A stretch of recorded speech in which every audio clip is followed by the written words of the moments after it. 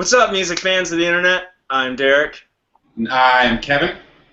and we are last week's album where we're talking about good music. But before we talk about good music, we're going to start things off like we always do, drinking a beer. Cheers, Kevin. Cheers, everyone at home.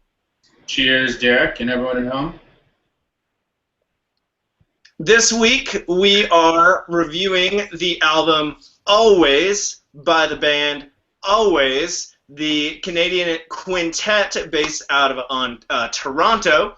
They're comprised of Molly Rankin on vocals, Kerry McClellan on keyboards, Alec O'Hanley on guitar, Brian Murphy on bass, and Phil McIsaac on drums. Their self-titled album is their debut full-length album. So, without further ado, Kevin, why don't you tell us what you think Alvvays sounds like? Sure, but real quick, I just want to point out that though they are called Alvvays, and the album is called Alvvays, they do not always spell always like always. It's actually two V's instead of a W, in case you're Googling them.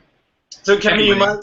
you might say always never spells always always. You might say that. Sometimes, but not always. All right. Enough of that joke. Let's get into the sounds like.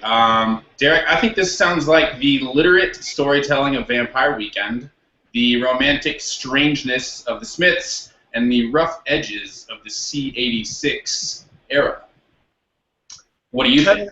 I like that. I definitely hear some of those. I think always sounds like an end of summer beach party featuring Best Coast, Coke Weed, First Aid Kit, and Lucius. So there's some more bands that we think always sounds like to percolate on.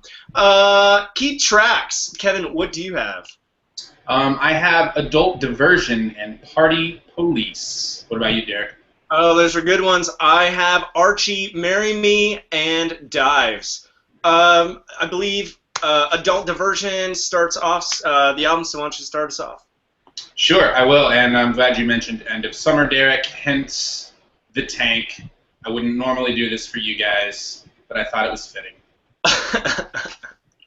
So yeah, Adult Diversion, first track on the album, really grooving bass line, peppy drums, rippling like water, guitars, fast-paced vocals, bright synths, and ultimately creating this sort of bubblegum surf pop with just enough like indie dissonance falls that it's not too twee, if you will. The bridge is this really warped sort of techno fast break right into some more surfer pop, and a very psyched out ending where everything kind of gets a little crazy. I thought it was a great first song. It really sucks you right into their world and their sound right off the start. And it might be the creepiest song you'll ever find yourself singing along with. I'll let you guys try and figure out the lyrics. Derek, tell us about Archie, Marry Me. Kevin, this one, it kind of takes off right from where you left off, literally because it's this song right after. But there is just these buzzing, dreary guitar chords, driving bass, snare, drum beat. There's kind of a second guitar line that kind of seems to play throughout the song. But then when it moves to the chorus, it's set up by these snare drum beat hits, and then it kind of enters this very dream pop type sounding theme where it's kind of interesting because the lyrics say, hey, hey, marry me, Archie, but there's kind of this forlorn apprehension to it. The lyrics kind of describe this story where someone's waiting for her lover to pop the question that apparently is never coming. One lyric I really liked, so honey, take me by the hand and we can sign some papers. Forget the invitations, flower arrangements, and bread makers. Just kind of really cool lyrics here to kind of describe it. But musically, it kind of had this dreary undertone to it that really seemed to capture the anxiety, apprehension, and angst that can arise from such a situation. So Kevin, why don't you tell us about your next key track? Yeah, Derek, on that note, that's something they do very well. They have these sort of dark underlying themes, and you're kind of distracted by how nice and beautiful everything sounds. But there's a lot bubbling underneath the surface here. On Party Police, for example, we get this dark sort of opening guitar hook. One of the darker moments, especially in the guitars on the album, they're usually pretty bright. We get some dancey drums, these sludgy, really droney synths, And here, similar to the song Derek just described, there's a pleading lover.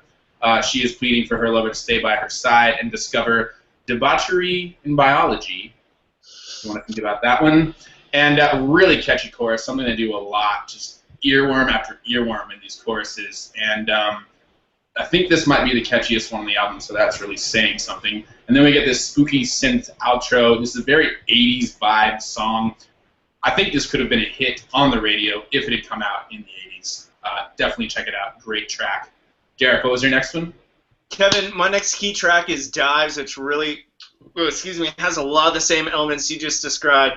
This one's heavily driven by this harpsichord sounding keyboard riff, this almost sounding like a drum machine beat, very industrial or mechanic in nature.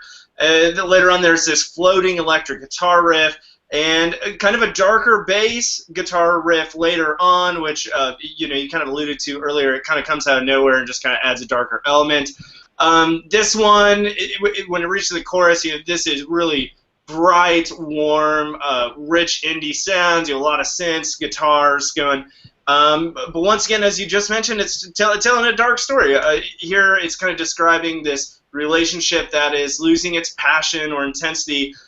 Potentially the character from the Archie story earlier, for not posing a question, maybe this is kind of an after to the previous before, if you will. I just really dug the sound overall. It just really drew me in. It was one of the shorter songs on the album, but just the rich layers of sound just really drew me in. And so that brings us to Best Lyric. So, Kevin, what did you have? Sure. I'm pulling a line from Adult Diversion, that first track and the first key track we talked about. It goes, "If I should fall, act as though it never happened." And she really eschews rhyming a lot for meter, the way that things fit into lines in terms of syllables, which is a really nice change of pace. I haven't really heard that done very well in a long time. And there's a lot of these sort of awkward, quirky slice of life moments, and I thought that sort of exemplified that theme here on the album. So, what was your key track, Derek? Kevin, I was kind of narrowing it down the whole time, but I'm going to select one that completely fits in all the categories you just described. This one comes from Archie, Marry Me.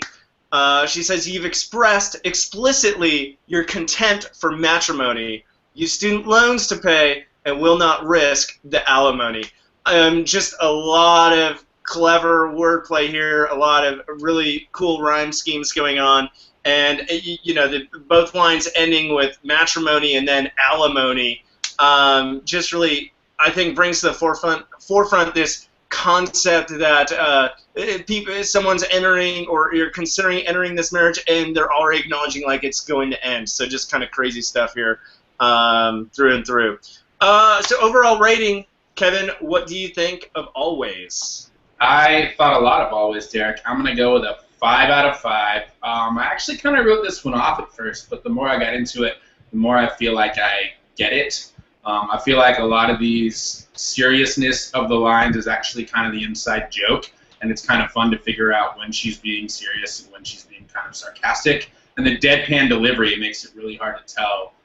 But I think that's something that's done very intentionally here. We hear a lot of these bands in dream pop or twee or shoegaze where they're playing things really deadpan, and it's just because they're lazy or they can't really sing. Here, she's definitely doing it on purpose, and it really comes across as you dig into the meat of this album. And I think, for their first album, this is phenomenal. I think it might be the debut album of the year. We will see. Derek, what did you think? Kevin, I'm giving this a 4 out of 5. I thought its strengths you totally summarized earlier. The only detraction I might see here is just sometimes I thought the production on some of the vocals almost made it too difficult to understand some of the lyrics, which kind of took away from the effectiveness of what you're trying to you were describing there a second ago, which once again it was kind of one of their strengths. So I think if anything, if at times I could have understood some of the lyrics a little bit better, I think it would have just been more effective towards me. But overall, I really dug this. Top to bottom, solid songs all the way through. Lyrically, it was fantastic. But I'm giving this 4 out of 5. So there you have it in total. Alvvays gets a 9, 5 from Kevin, 4 from myself. So you should definitely go check this one out. And this also enters the conversation of best debut album of the year. So you should totally check this out. Thanks again for joining us on last week's album. Don't forget to subscribe to our shiz, follow us on all the social media outlets, and until then, join us next week. On last week's album, we'll be talking about good music. Cheers. Cheers, guys. See you next week.